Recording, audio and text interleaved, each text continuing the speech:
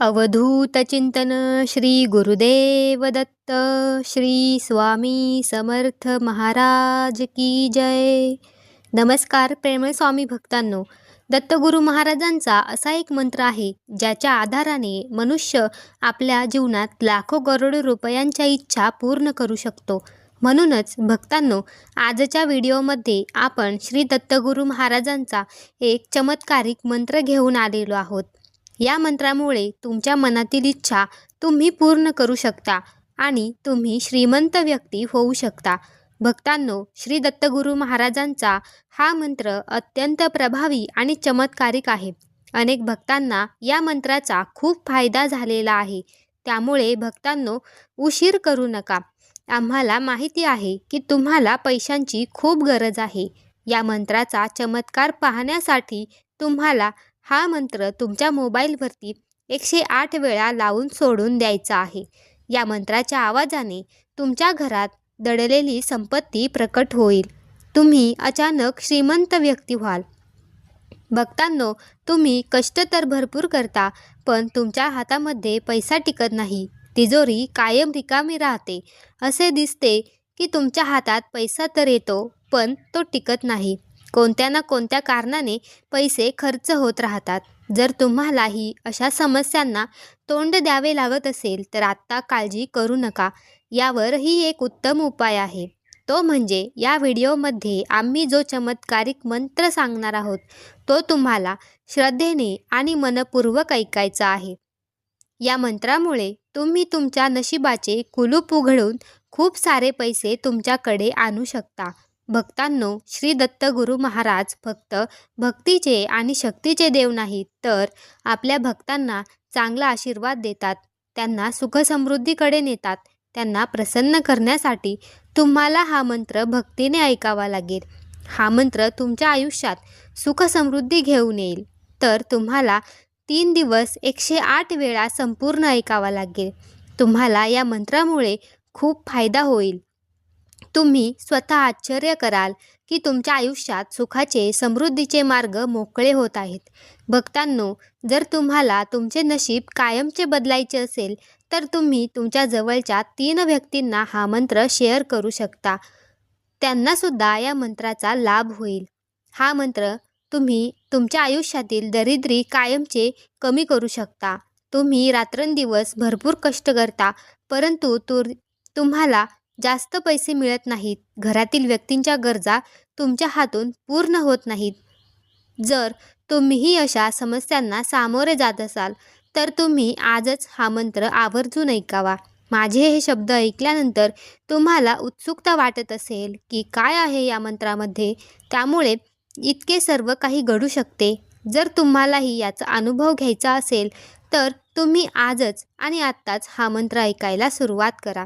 भविष्यातही तुम्हाला असेच स्वामींचे, दत्तगुरु महाराजांचे चमत्कारिक मंत्र जप ऐकायचे असतील तर आत्ताच आपल्या चॅनेलला सबस्क्राईब करा। हा मंत्र ऐकल्यानंतर तुमच्या घरात इतका पैसा येईल की सांभाळणे कठीण होऊन जाईल। सर्वांनी तुमची साथ सोडली असेल, पण देव तुमची साथ सोडणार नाही। जे लोक तुमचा विचार करत नाही तेही तुमच्याशी बोलायला तरसतील। वर्षभर घरामध्ये पैसा येत राहील। भक्तांनो, तुमच्या पाठीमागे लागलेली पनौती एका मिनिटात नष्ट होईल। हे सर्व सत्यात उतरवण्यासाठी प्रेमळ स्वामी भक्तांनो, तुम्हाला हा मंत्र फक्त मन लावून शांतपणे ऐकायचा आहे। चला तर जास्त वेळ न घेता आत्ताच आपल्या या मंत्र जपाला सुरुवात करूया। ओम श्री गुरु दत्तात्रय श्री स्वामी समर्थाय श्री धनलाभाय श्रीपाद श्रीवल्लभाय नमः। ओम श्री गुरु दत्तात्रय श्री स्वामी समर्थाय श्री धनलाभाय श्रीपाद श्रीवल्लभाय नमः। ओम श्री गुरु दत्तात्रय श्री स्वामी समर्थाय श्री धनलाभाय श्रीपाद श्रीवल्लभाय नमः। ओम श्री गुरुदत्तात्रय श्री स्वामी समर्थाय श्री धनलाभाय श्रीपाद श्रीवल्लभाय नमः। ओम श्री गुरुदत्तात्रय श्री स्वामी समर्थाय श्री धनलाभाय श्रीपाद श्रीवल्लभाय नमः। ओम श्री गुरुदत्तात्रय श्री स्वामी समर्थाय श्री धनलाभाय श्रीपाद श्रीवल्लभाय नमः। ओम श्री गुरुदत्तात्रय श्री स्वामी समर्थाय श्री धनलाभाय श्रीपाद श्रीवल्लभाय नमः। ओम श्री गुरुदत्तात्रय श्री स्वामी समर्थाय श्री धनलाभाय श्रीपाद श्रीवल्लभाय नमः। ओम श्री गुरुदत्तात्रय श्री स्वामी समर्थाय श्री धनलाभाय श्रीपाद श्रीवल्लभाय नमः।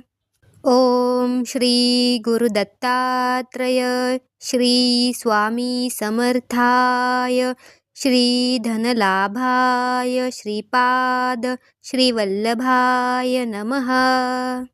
ओम श्री गुरुदत्तात्रय श्री स्वामी समर्थाय श्री धनलाभाय श्रीपाद श्रीवल्लभाय नमः। ओम श्री गुरुदत्तात्रय श्री स्वामी समर्थाय श्री धनलाभाय श्रीपाद श्रीवल्लभाय नमः। ओम श्री गुरुदत्तात्रय श्री स्वामी समर्थाय श्री धनलाभाय श्रीपाद श्रीवल्लभाय नमः। ओम श्री गुरुदत्तात्रय श्री स्वामी समर्थाय श्री धनलाभाय श्रीपाद श्रीवल्लभाय नमः। ओम श्री गुरुदत्तात्रय श्री स्वामी समर्थाय श्री धनलाभाय श्रीपाद श्रीवल्लभाय नमः। ओम श्री गुरुदत्तात्रय श्री स्वामी समर्थाय श्री धनलाभाय श्रीपाद श्रीवल्लभाय नमः। ओम श्री गुरुदत्तात्रय श्री स्वामी समर्थाय श्री धनलाभाय श्रीपाद श्रीवल्लभाय नमः। ओम श्री गुरुदत्तात्रय श्री स्वामी समर्थाय श्री धनलाभाय श्रीपाद श्रीवल्लभाय नमः। ओम श्री गुरुदत्तात्रय श्री स्वामी समर्थाय श्री धनलाभाय श्रीपाद श्रीवल्लभाय नमः। ओम श्री गुरुदत्तात्रय श्री स्वामी समर्थाय श्री धनलाभाय श्रीपाद श्रीवल्लभाय नमः। ओम श्री गुरुदत्तात्रय श्री स्वामी समर्थाय श्री धनलाभाय श्रीपाद श्रीवल्लभाय नमः। ओम श्री गुरुदत्तात्रय श्री स्वामी समर्थाय ओम श्री गुरुदत्तात्रय श्री स्वामी समर्थाय श्री धनलाभाय श्रीपाद श्रीवल्लभाय नमः। ओम श्री गुरुदत्तात्रय श्री स्वामी समर्थाय श्री धनलाभाय श्रीपाद श्रीवल्लभाय नमः। ओम श्री गुरुदत्तात्रय श्री स्वामी समर्थाय श्री धनलाभाय श्रीपाद श्रीवल्लभाय नमः। ओम श्री गुरुदत्तात्रय श्री स्वामी समर्थाय श्री धनलाभाय श्रीपाद श्रीवल्लभाय नमः। ओम श्री गुरुदत्तात्रय श्री स्वामी समर्थाय श्री धनलाभाय श्रीपाद श्रीवल्लभाय नमः। ओम श्री गुरुदत्तात्रय श्री स्वामी समर्थाय श्री धनलाभाय श्रीपाद श्रीवल्लभाय नमः। ओम श्री गुरुदत्तात्रय श्री स्वामी समर्थाय श्री धनलाभाय श्रीपाद श्रीवल्लभाय नमः। ओम श्री गुरुदत्तात्रय श्री स्वामी समर्थाय श्री धनलाभाय श्रीपाद श्रीवल्लभाय नमः। ओम श्री गुरुदत्तात्रय श्री स्वामी समर्थाय श्री धनलाभाय श्रीपाद श्रीवल्लभाय नमः। ओम श्री गुरुदत्तात्रय श्री स्वामी समर्थाय श्री धनलाभाय श्रीपाद श्रीवल्लभाय नमः। ओम श्री गुरुदत्तात्रय श्री स्वामी समर्थाय श्री धनलाभाय श्रीपाद श्रीवल्लभाय नमः। ओम श्री गुरुदत्तात्रय श्री स्वामी समर्थाय श्री धनलाभाय श्रीपाद श्रीवल्लभाय नमः। ओम श्री गुरुदत्तात्रय श्री स्वामी समर्थाय श्री धनलाभाय श्रीपाद श्रीवल्लभाय नमः। ओम श्री गुरुदत्तात्रय श्री स्वामी समर्थाय श्री धनलाभाय श्रीपाद श्रीवल्लभाय नमः। ओम श्री गुरुदत्तात्रय श्री स्वामी समर्थाय श्री धनलाभाय श्रीपाद श्रीवल्लभाय नमः। ओम श्री गुरुदत्तात्रय श्री स्वामी समर्थाय श्री धनलाभाय श्रीपाद श्रीवल्लभाय नमः। ओम श्री गुरुदत्तात्रय श्री स्वामी समर्थाय श्री धनलाभाय श्रीपाद श्रीवल्लभाय नमः। ओम श्री गुरुदत्तात्रय श्री स्वामी समर्थाय श्री धनलाभाय श्रीपाद श्रीवल्लभाय नमः। ओम श्री गुरुदत्तात्रय श्री स्वामी समर्थाय श्री धनलाभाय श्रीपाद श्रीवल्लभाय नमः। ओम श्री गुरुदत्तात्रय श्री स्वामी समर्थाय श्री धनलाभाय श्रीपाद श्रीवल्लभाय नमः। ओम श्री गुरुदत्तात्रय श्री स्वामी समर्थाय श्री धनलाभाय श्रीपाद श्रीवल्लभाय नमः। ओम श्री गुरुदत्तात्रय श्री स्वामी समर्थाय श्री धनलाभाय श्रीपाद श्रीवल्लभाय नमः। ओम श्री गुरुदत्तात्रय श्री स्वामी समर्थाय श्री धनलाभाय श्रीपाद श्रीवल्लभाय नमः। ओम श्री गुरुदत्तात्रय श्री स्वामी समर्थाय श्री धनलाभाय श्रीपाद श्रीवल्लभाय नमः। ओम श्री गुरुदत्तात्रय श्री स्वामी समर्थाय श्री धनलाभाय श्रीपाद श्रीवल्लभाय नमः।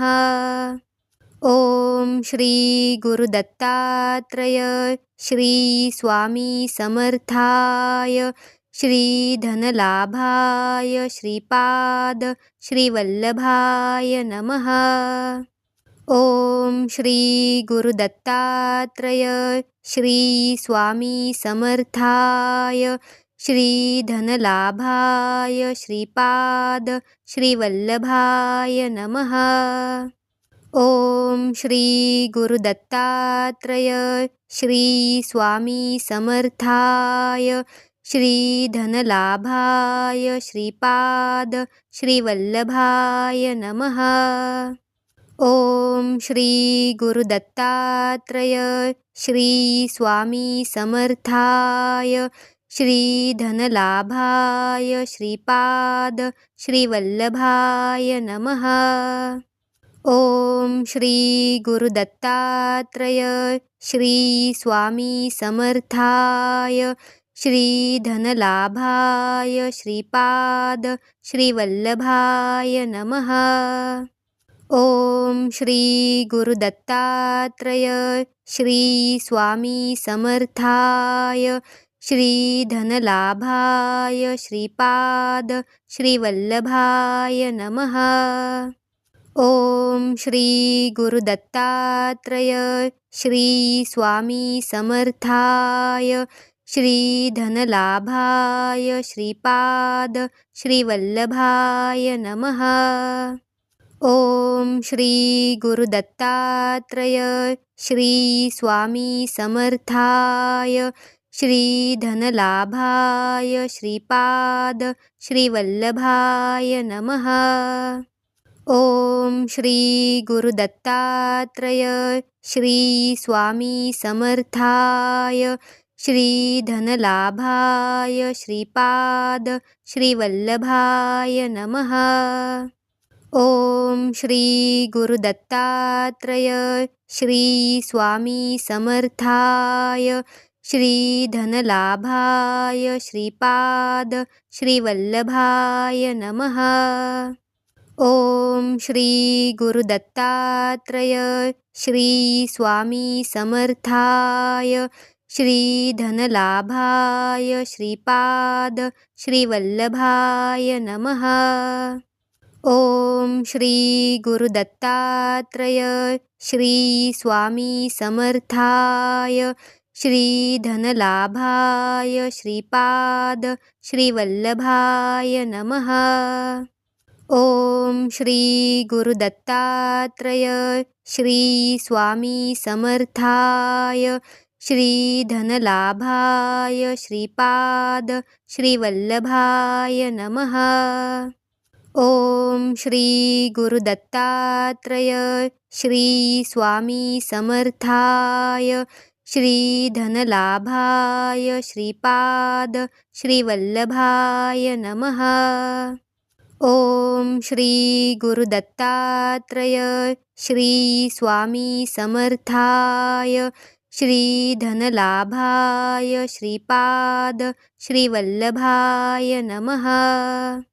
ओम श्री गुरुदत्तात्रय श्री स्वामी समर्थाय श्री धनलाभाय श्रीपाद श्रीवल्लभाय नमः। ओम श्री गुरुदत्तात्रय श्री स्वामी समर्थाय श्री धनलाभाय श्रीपाद श्रीवल्लभाय नमः।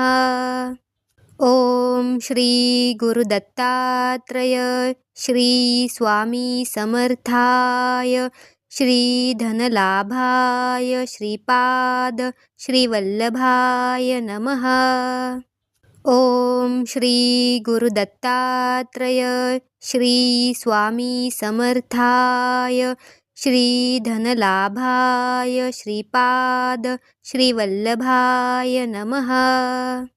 ओम श्री गुरुदत्तात्रय श्री स्वामी समर्थाय श्री धनलाभाय श्रीपाद श्रीवल्लभाय नमः। ओम श्री गुरुदत्तात्रय श्री स्वामी समर्थाय श्री धनलाभाय श्रीपाद श्रीवल्लभाय नमः। ओम श्री गुरुदत्तात्रय श्री स्वामी समर्थाय श्री धनलाभाय श्रीपाद श्रीवल्लभाय नमः। ओम श्री गुरुदत्तात्रय श्री स्वामी समर्थाय श्री धनलाभाय श्रीपाद श्रीवल्लभाय नमः। ओम श्री गुरुदत्तात्रय श्री स्वामी समर्थाय श्री धनलाभाय श्रीपाद श्रीवल्लभाय नमः। ओम श्री गुरुदत्तात्रय श्री स्वामी समर्थाय श्री धनलाभाय श्रीपाद श्रीवल्लभाय नमः। ओम श्री गुरुदत्तात्रय श्री स्वामी समर्थाय श्री धनलाभाय श्रीपाद श्रीवल्लभाय नमः। ओम श्री गुरुदत्तात्रय श्री स्वामी समर्थाय श्री धनलाभाय श्रीपाद श्रीवल्लभाय नमः।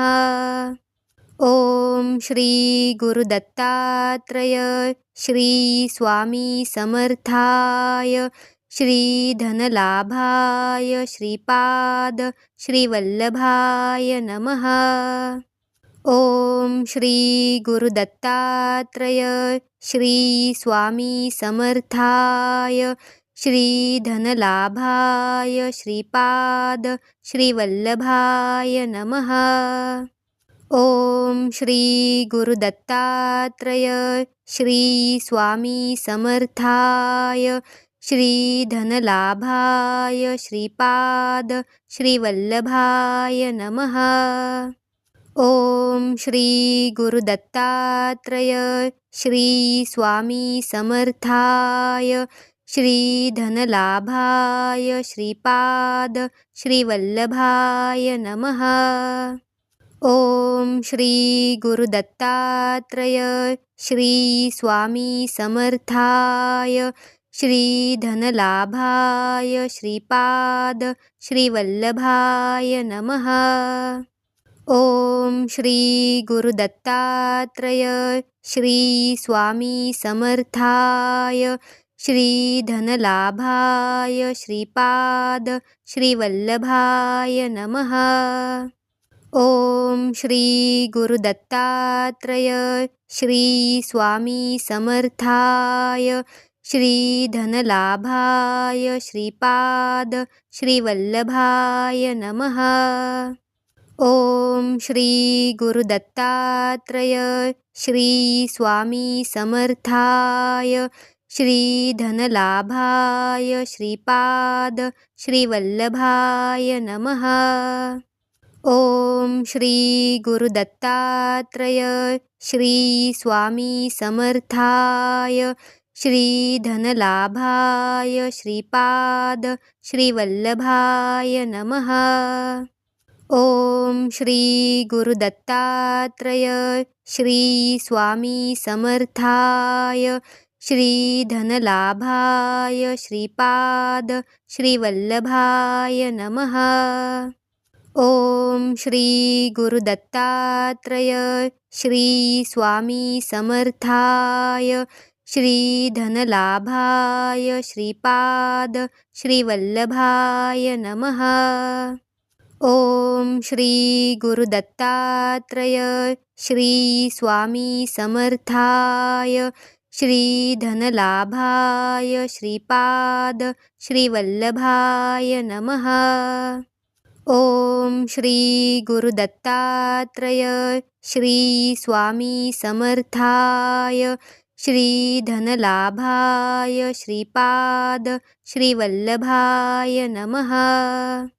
ओम श्री गुरुदत्तात्रय श्री स्वामी समर्थाय श्री धनलाभाय श्रीपाद श्रीवल्लभाय नमः। ओम श्री गुरुदत्तात्रय श्री स्वामी समर्थाय श्री धनलाभाय श्रीपाद श्रीवल्लभाय नमः। ओम श्री गुरुदत्तात्रय श्री स्वामी समर्थाय श्री धनलाभाय श्रीपाद श्रीवल्लभाय नमः।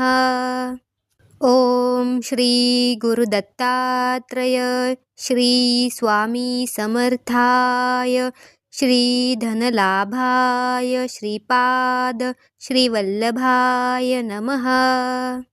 ओम श्री गुरुदत्तात्रय श्री स्वामी समर्थाय श्री धनलाभाय श्रीपाद श्रीवल्लभाय नमः। ओम श्री गुरुदत्तात्रय श्री स्वामी समर्थाय श्री धनलाभाय श्रीपाद श्रीवल्लभाय नमः। ओम श्री गुरुदत्तात्रय श्री स्वामी समर्थाय श्री धनलाभाय श्रीपाद श्रीवल्लभाय नमः। ओम श्री गुरुदत्तात्रय श्री स्वामी समर्थाय श्री धनलाभाय श्रीपाद श्रीवल्लभाय नमः। ओम श्री गुरुदत्तात्रय श्री स्वामी समर्थाय श्री धनलाभाय श्रीपाद श्रीवल्लभाय नमः। ओम श्री गुरुदत्तात्रय श्री स्वामी समर्थाय श्री धनलाभाय श्रीपाद श्रीवल्लभाय नमः। ओम श्री गुरुदत्तात्रय श्री स्वामी समर्थाय श्री धनलाभाय श्रीपाद श्रीवल्लभाय नमः। ओम श्री गुरुदत्तात्रय श्री स्वामी समर्थाय श्री धनलाभाय श्रीपाद श्रीवल्लभाय नमः। ओम श्री गुरुदत्तात्रय श्री स्वामी समर्थाय श्री धनलाभाय श्रीपाद श्रीवल्लभाय नमः। ओम श्री गुरुदत्तात्रय श्री स्वामी समर्थाय श्री धनलाभाय श्रीपाद श्रीवल्लभाय नमः। ओम श्री गुरुदत्तात्रय श्री स्वामी समर्थाय श्री धनलाभाय श्रीपाद श्रीवल्लभाय नमः। ओम श्री गुरुदत्तात्रय श्री स्वामी समर्थाय श्री धनलाभाय श्रीपाद श्रीवल्लभाय नमः। ओम श्री गुरुदत्तात्रय श्री स्वामी समर्थाय श्री धनलाभाय श्रीपाद श्रीवल्लभाय नमः। ओम श्री गुरुदत्तात्रय श्री स्वामी समर्थाय श्री धनलाभाय श्रीपाद श्रीवल्लभाय नमः। ओम श्री गुरुदत्तात्रय श्री स्वामी समर्थाय श्री धनलाभाय श्रीपाद श्रीवल्लभाय नमः।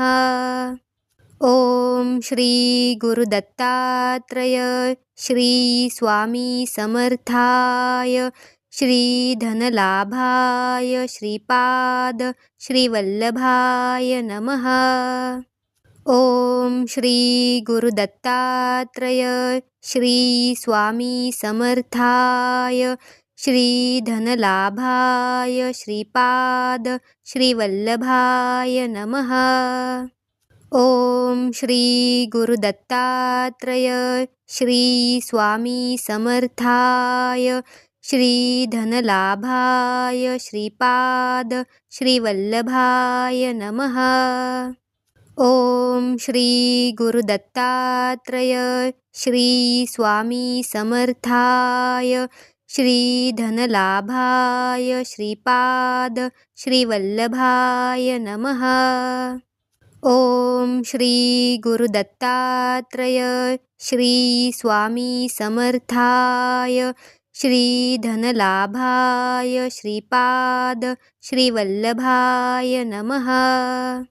ओम श्री गुरुदत्तात्रय श्री स्वामी समर्थाय श्री धनलाभाय श्रीपाद श्रीवल्लभाय नमः। ओम श्री गुरुदत्तात्रय श्री स्वामी समर्थाय श्री धनलाभाय श्रीपाद श्रीवल्लभाय नमः। ओम श्री गुरुदत्तात्रय श्री स्वामी समर्थाय श्री धनलाभाय श्रीपाद श्रीवल्लभाय नमः। ओम श्री गुरुदत्तात्रय श्री स्वामी समर्थाय श्री धनलाभाय श्रीपाद श्रीवल्लभाय नमः। ओम श्री गुरुदत्तात्रय श्री स्वामी समर्थाय श्री धनलाभाय श्रीपाद श्रीवल्लभाय नमः।